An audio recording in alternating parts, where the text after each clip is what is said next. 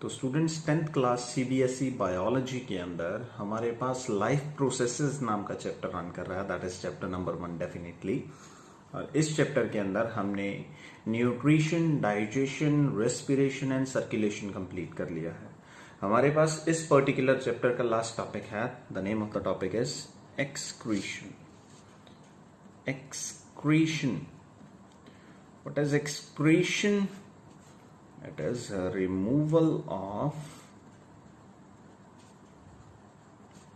metabolic waste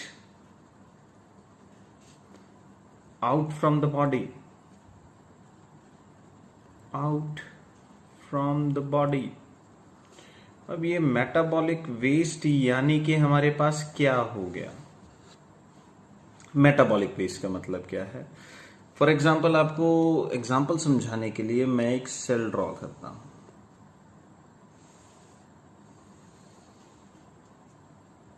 ये एक बड़ी सी सेल रही। इस सेल में 3 न्यूट्रिएंट्स हैं। मैं पहले की बात करता हूं, the name is sugar, next is fat and third one are protein, जो कि टूट के क्या बना चुके हैं? Amino acid. ओके, तो जब शुगर इस सेल के अंदर रेस्पायर होगा यानी कि बर्न होगा, तो उसका प्रोडक्ट बनेगा CO2 एंड वाटर। वाटर तो सेल में ही रख लिया जाएगा, कोई खास दिक्कत नहीं है इससे। ये जो है ये ब्रीद आउट हो जाएगी, ब्रीद आउट।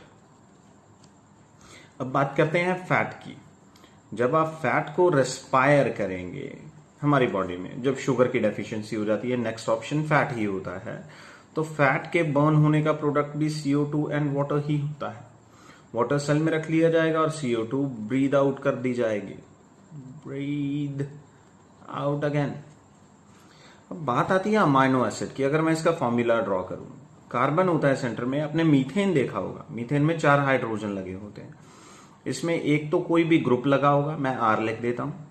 एक साइड में H का H रहेगा, दोनों साइड वाले H रिप्लेस हो गए, एक साइड में रह जाएगा NH2 और एक साइड में आ जाएगा COOH। That is the formula for amino acid. तो जब इसे बर्न किया जाएगा या रेस्पायर किया जाएगा आपकी सेल के अंदर, तो हमारे पास प्रोडक्ट के तौर पे क्या बनता है? प्रोडक्ट के तौर पे बनता है, इससे बनेगा अमोनिया। और ये जो मैंने तीनों चीजें लिखी, दिस होल इज मेटाबॉलिज्म। और मेटाबॉलिज्म करने के बाद जो भी वेस्ट प्रोडक्ट बनते हैं, they are called as metabolic waste. Sugar के रेस्पिरेशन का metabolic waste CO2 and water है। वाटर वेस्ट बहुत कम मायने में है, इसे सेल अपने अंदर ही रख लेगी। CO2 एक मेटाबॉलिक वेस्ट है जो कि ब्रीद आउट कर दिया जाएगा। सेम केस फैट में था, लेकिन प्रोटीन यानी अमाइनो एसिड के केस में क्या थी? अमोनिया बना। और इस अमोनिया का अगर फॉर्मूला देखा जाए, द फॉर्मूला इज NH3। इसमें नाइट्रोजन है, पहले वाले किसी भी वेस्ट में नाइट्रोजन नहीं था। और जिन भी वेस्ट के अंदर नाइट्रोजन होती है, वेस्ट कंटेनिंग नाइट्रोजन, वो बहुत ही टॉक्सिक होते हैं। These are toxic in nature. तो इतनी टॉक्सिक फॉर्म को आपकी बॉडी में रिटेन करना बहुत ही हार्मफुल हो सकता है। तो आपका लिवर क्या करता है? आपका लिवर अमोनिया को कन्वर्ट कर देता है यूरिया में। ये काम आपके लिवर के अंदर होगा। यूरिया अमोनिया के मुकाबले 1,00,000 गुना कम टॉक्सिक होता है। ओके, लेकिन फिर भी इसमें टॉक्सिसिटी का लेवल अच्छा खासा होता है। तो लिवर क्या करता है? यूरिया को फर्दर कन्वर्ट कर देता है, किसमें? यूरिक एसिड में। आपने सुना होगा कईयों को घुटनों में प्रॉब्लम होती है, कई इंडिविजुअल्स को, तो उन्हें कहा जाता है कि आप यूरिक एसिड चेक करवा लीजिए। तो आपकी बॉडी में ये तीनों फॉर्म्स मिलती हैं, अमोनिया भी, यूरिया भी और यूरिक एसिड भी। इन तीनों में से कोई एक ऐसी फॉर्म होगी जो आपकी बॉडी में डोमिनेट करेगी। वो कौन सी है हम आगे देखेंगे। और यूरिक एसिड सबसे लीस्ट टॉक्सिक होता है। सबसे मोस्ट टॉक्सिक कौन सा है? अमोनिया। अमोनिया इज, मैं पेन चेंज कर देता हूं, it is most toxic form, it is moderately toxic. And uric acid is least toxic. और ये जितना भी कन्वर्जन हुआ है ये कहां पे होगा? ये आपकी लिवर की सेल्स के अंदर होगा। लिवर की सेल्स के अंदर डिटॉक्सिफिकेशन का प्रोसेस चलता है। ओके, तो ये था हमारे पास मेटाबॉलिक वेस्ट। मैं आपको 3 तरीके के मेटाबॉलिक वेस्ट बता गया। मैंने CO2 के बारे में बताया, मैंने वाटर के बारे में बताया और मैंने अमोनिया के बारे में बताया। इन दोनों से तो कोई दिक्कत नहीं है हमें। दिक्कत किससे है? अमोनिया से। अमोनिया हाईली टॉक्सिक होता है, तो लिवर ने उसे कन्वर्ट कर दिया किसमें? यूरिया में। यूरिया भी टॉक्सिक होता है। अगर आपकी बॉडी में पानी की कमी है तो यूरिया को भी फर्दर कन्वर्ट किया जाएगा किसमें? यूरिक एसिड में। तो मेरे पास ये जो नाइट्रोजन कंटेनिंग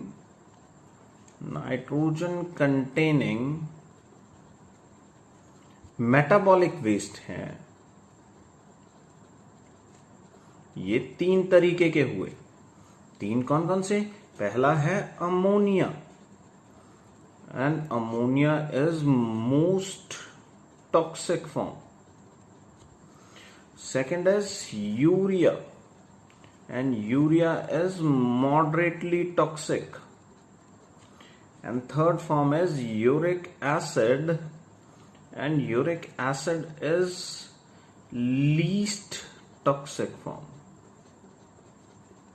तो ऐसे ऑर्गेनिज्म जो अमोनिया एक्सक्रीट करते हैं they are called as ammonotelic organism. Ammonotelic organisms. जो मॉडरेटली टॉक्सिक होते हैं यानी यूरिया एक्सक्रीट आउट करते हैं, जिनका मेजर कंटेंट यूरिया होता है वेस्ट प्रोडक्ट का, they are called as ureotelic organism. और जो सबसे लीस्ट टॉक्सिक फॉर्म यानी यूरिक एसिड सिक्रीट करते हैं, they are called as uricotelic organisms. Uricotelic organisms. अब कैसे डिसाइड होगा कौन अमोनिया एक्सक्रीट करेगा, कौन मेजर यूरिया एक्सक्रीट करेगा, यूरिको एक्सक्रीट करेगा? आप ये बात याद रखिएगा, कोई वेस्ट जितना ज्यादा टॉक्सिक होता है उसे बाहर निकालने में भी उतना ज्यादा पानी लगता है।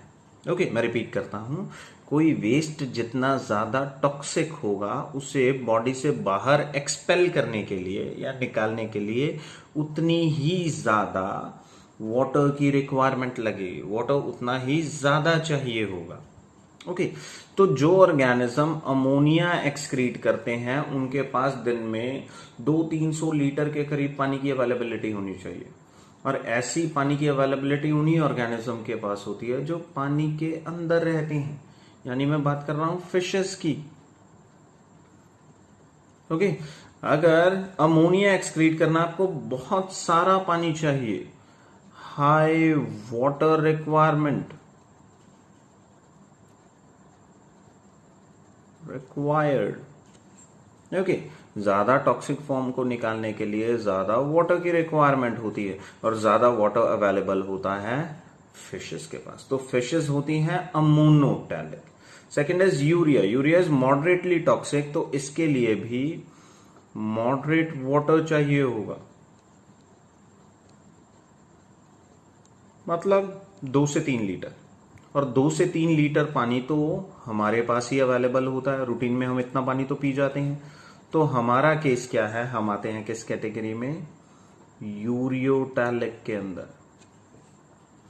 हमारे अंदर यूरिया ज्यादा मिलता है। इसका मतलब ये नहीं है ये दोनों नहीं मिलेंगे, मिलेंगे, लेकिन ज्यादा यूरिया मिलेगा। और यूरिया मॉडरेटली टॉक्सिक है।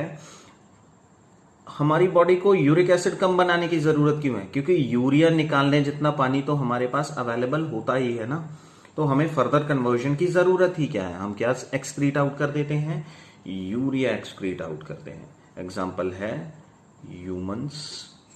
थर्ड, ऐसे ऑर्गेनिज्म जो बहुत कम पानी पीते हैं, जिनकी वाटर रिक्वायरमेंट बहुत कम है, उनकी बॉडी में पानी की कमी होने की वजह से हाईली टॉक्सिक फॉर्म्स तो नहीं निकल सकती है, मॉडरेटली टॉक्सिक फॉर्म भी नहीं निकल सकती है, तो उनके अंदर यूरिक एसिड बना लिया जाता है। आपने देखा होगा बर्ड्स को, बर्ड का जो ड्रॉपिंग्स होती हैं जिसे हम बीट कहते हैं, उसके साथ ही हल्का सा लिक्विड की 2 या 3 ड्रॉप्स होती हैं। That is the amount of urine they produce. कारण वो पानी पीते ही बहुत कम है, उनको बहुत ही लेस वाटर रिक्वायरमेंट है। तो इतने कम पानी के अंदर सबसे लीस्ट टॉक्सिक फॉर्म ही बाहर निकालना फायदेमंद रहेगा। और लीस्ट टॉक्सिक फॉर्म कौन सी है? Uric acid. और ऑर्गेनिज्म कौन से होते हैं? Uricotelic organism. I hope this is fine to you. आपको चीज समझ में आई होगी। मेरे पास वेस्ट के अकॉर्डिंग ऑर्गेनिज्म तीन तरीके हैं। अमोनोटैलिक, जिनके पास पानी बहुत अवेलेबल है, जिनके अंदर पानी इतना ज्यादा अवेलेबल है कि आपको टॉक्सिक फॉर्म को कम टॉक्सिक बनाने की जरूरत ही नहीं है। जब पानी ही बहुत है तो मोस्ट टॉक्सिक फॉर्म को ही बाहर निकालिए ना। अगर आपके पास पानी कम हो तो अमोनिया तो नहीं निकलेगा, तो आपको अमोनिया को कन्वर्ट करना पड़ेगा किसमें? यूरिया में, जैसे कि ह्यूमंस करते हैं। और पानी कम है आपके पास, जैसे कि आप बर्ड हैं, तो आपको यूरिया को कन्वर्ट करना पड़ेगा into uric acid. This was the case of nitrogen containing metabolic waste. Organism on the basis of the metabolic waste, the type of metabolic waste they contain in them.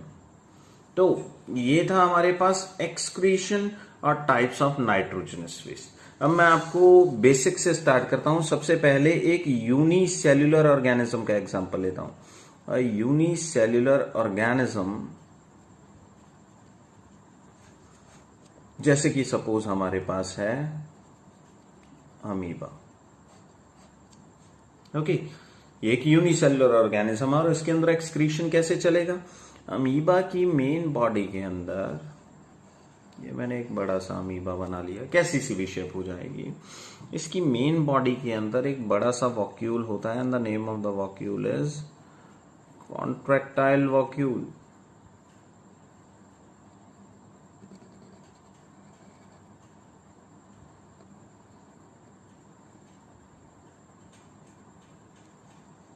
ये रहा center में। The name of the vacuole is contractile vacuole. और इस vacuole के पास बहुत से feeding canals हैं। These are feeding canals. ऐसी कैनाल जो पूरे साइटोप्लाज्म में से कहीं से भी वेस्ट इकट्ठा कर सकती हैं। They collect waste from cytoplasm, from cytoplasm. Okay, और इस वॉक्यूल का नाम क्या है जिसमें से फीडिंग कैनाल निकल रही है? It is known as contractile vacuole. Okay, this was the case of unicellular organism. अब मैं इससे ज्यादा एडवांस्ड ऑर्गेनिज्म के अंदर चलता हूं, जैसे कि सपोज हमारे पास है ऑर्गेनिज्म के तौर पे प्लांट्स। प्लांट्स के अंदर एक्सक्रीशन कैसे होता है? सबसे पहले हमारे पास स्ट्रक्चर है रूट हेयर्स। रूट हेयर पहली बात यूनिसेल्युलर होते हैं प्लांट्स के अंदर। दूसरी बात, इनकी सेल वॉल बहुत ही थिन होती है। तो जो भी वेस्ट एक्सक्रीट करने हैं वो सॉइल के अंदर दोबारा एक्सक्रीट कर दिए जाएंगे through the process of diffusion. By diffusion waste are expelled out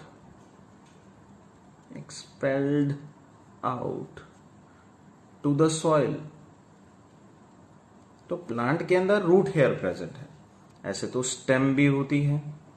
आपने स्टेम के केस में आपने लॉन्ग थिक वुडी ट्रंक्स देखी होंगी कई ट्रीज के अंदर। पेड़ों के अंदर जो ट्री का स्टेम होता है उसके सरफेस के ऊपर बार्क होता है। Bark, this bark is continuously formed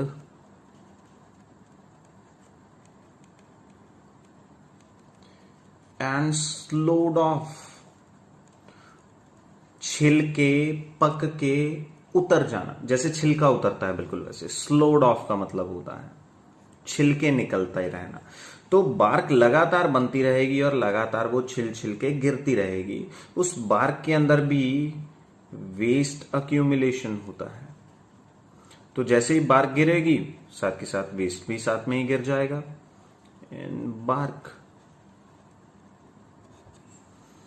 third case है मेरे पास स्टेम के बाद आता है लीव्स का केस।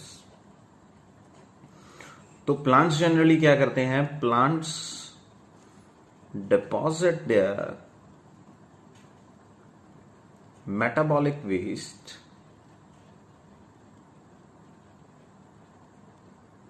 in leaves। और जब हमारे पास पर्टिकुलर सीजन आता है, जैसे कि समर्स आ गई, या हमारे पास विंटर से पहले का सीजन होता है, पर्टिकुलर टाइम पे लीफ फॉल होता है, और वो लीफ जो कि वेस्ट कंटेन कर रहे थे साथ में, वेस्ट भी निकल जाएगा। तो that was the case of plant. तो लास्ट हमारे पास आता है केस ऑफ ह्यूमंस। तो स्टूडेंट्स, ह्यूमन के केस में हम पढ़ते हैं पहली चीज human excretory system. Excretory system एक होता है ह्यूमन एक्सक्रीटरी ऑर्गन।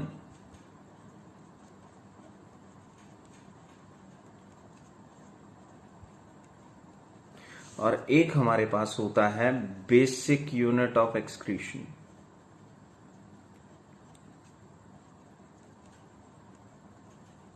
तीन अलग चीजें। तो जरा याद रखिएगा आपसे क्या पूछा जा रहा है। एग्जाम में आपसे पूछा तो जा रहा है ह्यूमन एक्सक्रीटरी सिस्टम, आप ऑर्गन बनाया है।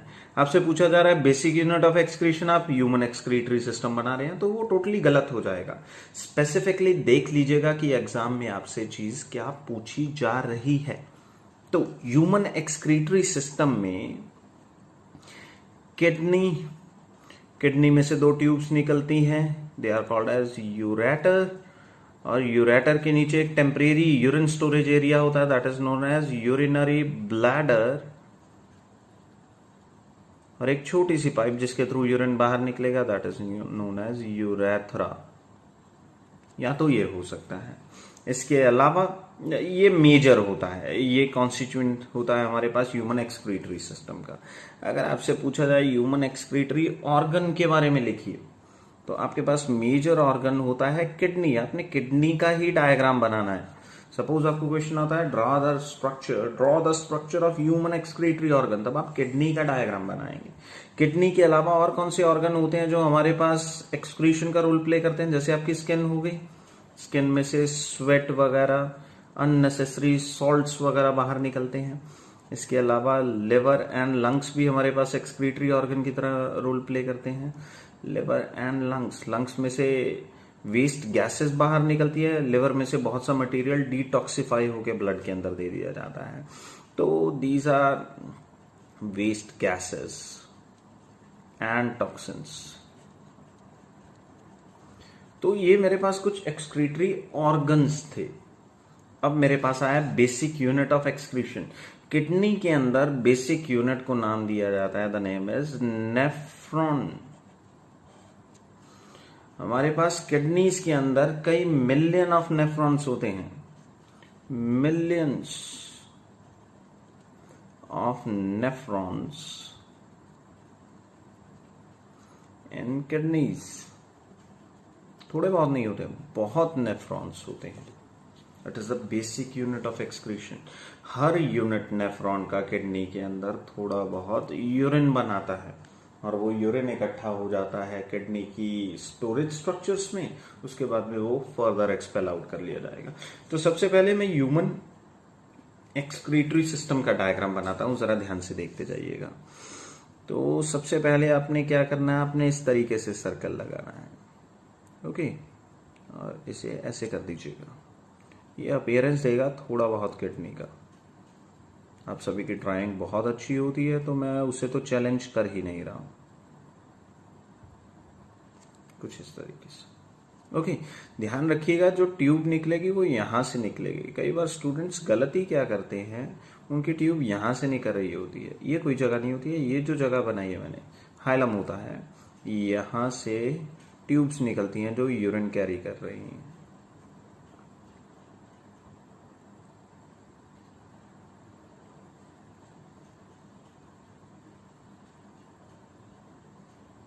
कुछ इस तरीके से।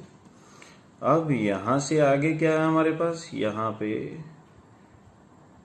एक और स्ट्रक्चर होती है, temporary storage area, that is known as bladder. और ब्लैडर के आगे एक छोटी सी ट्यूब होती है, that is known as urethra. ये हमारे पास कंप्लीट स्ट्रक्चर है किसकी? ह्यूमन एक्सक्रीटरी सिस्टम की। मैं लेबलिंग दे देता हूं चीजों को। This right here is kidney, kidney. This tube, the pair of tube is known as ureter. Ureter के नीचे हमारे पास होता है यूरिनरी ब्लैडर, ब्लैडर, और बिल्कुल बॉटम पे हमारे पास होता है यूरेथ्रा, यूरेथ्रा। तो स्पेसिफिकेशंस देख लेते हैं हमारे पास हर पार्ट की क्या स्पेसिफिकेशन होती है। किडनी, इसका हमारे पास प्रेजेंट होता है पेयर, ये डार्क रेड कलर में होती हैं, इनकी बीन शेप होती है, बीन शेप। और फाइनली इनकी पोजीशन, ये हमारे पास डॉर्सल, आपकी पीठ की तरफ लोअर साइड में होती हैं, इन लोअर डॉर्सल एरिया, पीठ की तरफ निचले हिस्से में हमारे पास पेयर ऑफ किडनी प्रेजेंट होता है। बहुत स्मॉल साइज का हमारे पास पेयर प्रेजेंट होता है of excretory organ, that is known as kidney. तो इस किडनी में से ट्यूब्स निकलती हैं, these are fine tube pair, पहली खास बात। दूसरी चीज, they start from kidney and end up in the urinary bladder. और इनका काम क्या है? दे carry urine from kidney to the urinary bladder. Okay, this is ureter. Then we have urinary bladder. ये हमारे पास मस्कुलर नेचर का होता है, मस्कुलर इन नेचर। ओके, इसमें मसल्स होती हैं, इसकी कैपेसिटी होती है 350 to 400 ml। इसमें स्ट्रेच होने की कैपेबिलिटी होती है, इससे ज्यादा, करीब करीब 600 ml के करीब यूरिन भी हमारे पास इसमें फिल हो सकता है। ओके, और ये करता क्या है? ये करता है टेम्परेरी स्टोरेज। टेम्परेरी स्टोरेज किसका? Of urine. क्लियर? उसके बाद में नेक्स्ट आता है मेरे पास यूरेथ्रा। यूरेथ्रा क्या होता है? It is up to 4 centimeter in females, and its length is 10 centimeter in males. ये हमारे पास फाइन ट्यूब होती है जो कि अराइज करती है कहां से? Arises from bladder.